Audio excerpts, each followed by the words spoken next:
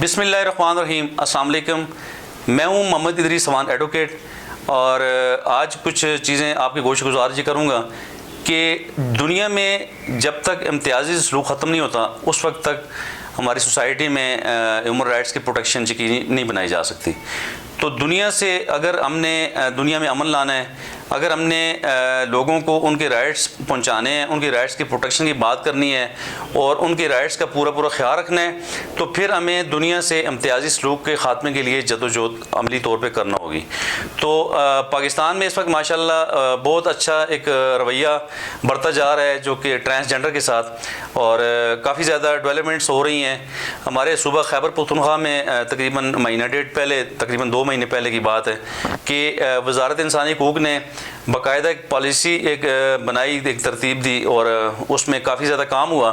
कि ख्वाजा सराओं के हवाले से काफ़ी ज़्यादा डेवलपमेंट्स देखने को मिल रही हैं। और इसी तरह सिंध हाई कोर्ट का एक बहुत ज़बरदस्त फैसला है कुछ तो कबल, और इसी तरह पंजाब में भी काफ़ी काम हो रहा है। और अभी एक बहुत ज़बरदस्त पेशरफ्त हुई है तकरीबन 2 दिन कबल कि DRC पेशावर का एक जो DRC जो डिस्प्यूट रेजोल्यूशन कमेटी है, उसमें पेशावर के जो डिस्ट्रिक्ट पुलिस ऑफिसर हैं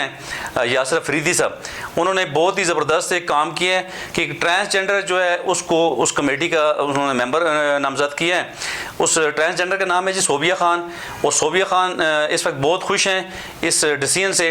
उनका कहना है जी कि मुझे अब इस DRC कमेटी में काम करने का मौका मिलने से काफ़ी ज़्यादा एक तो हौसला अफजाई हुई है उनकी, और वो कह रहे हैं जी कि मैं काफ़ी ज़्यादा इस पर जदोजहद कर रहा हूँ और बहुत ज़्यादा अच्छे तरीके से काम करने की कोशिश कर रहा हूँ। तो इसमें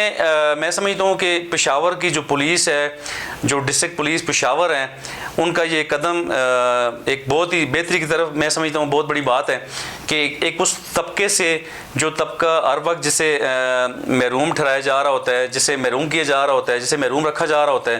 कि उसे किसी भी सोसाइटी के किसी भी सेगमेंट में प्रॉपर हिस्सा नहीं मिल रहा होता, और हर जगह से उन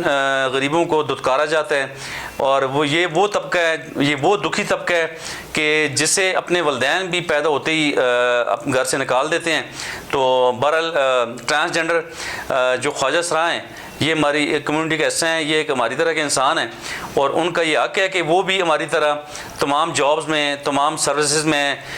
एजुकेशन के हवाले से इक्वल राइट्स हैं उनके, और उन्हें भी तालीम हासिल करनी चाहिए, उन्हें भी ओहदे मिलने चाहिए, उन्हें भी हर जगह पे नुमाइंदगी उनकी होनी चाहिए। तो अभी तो बहुत ज़्यादा माशाल्लाह काम हो रहा है। कुछ चंद हफ्ते कबल अमेरिकन में भी वहाँ पर एक पॉलिसी उन्होंने तरतीब दी इस पर कि अमेरिकन सदर ने वहाँ की जो फोर्सेस हैं, एयर फोर्स है, जो उनकी पुलिस है, उसमें जो भर्ती के लिए दोबारा से ट्रांसजेंडर को उन्होंने कर दिया, अलाउ कर दिए। तो इस तरह पूरी दुनिया में भी काम हो रहा है, हमारे पाकिस्तान में बहुत ज़्यादा इस पर काम हो रहा है, और ये बहुत ही खुशाइंद है हमारे लिए। ये जो सोबिया ख़ान को DRC पेशावर का जो मेंबर बनाया गया है, इस डिसीजन की जितनी भी तारीफ़ की जाए बहुत फिर भी कम है, चूँकि यासिर अफरीदी साहब एक बहुत ही होनहार ऑफिसर हैं जिन्होंने ये डिसीजन लिया है। तो हम मुबारकबाद पेश करते हैं यासिर अफरीदी साहब को भी, और सोबिया ख़ान को भी मुबारकबाद पेश करता हूँ, और जिन्होंने जो इस DRC का मेंबर बन के अपनी ड्यूटीज़ सर अंजाम दे रहे हैं। और उम्मीद करते हैं इंशाल्लाह इसी तरह हमारे मुल्क में तमाम अदारे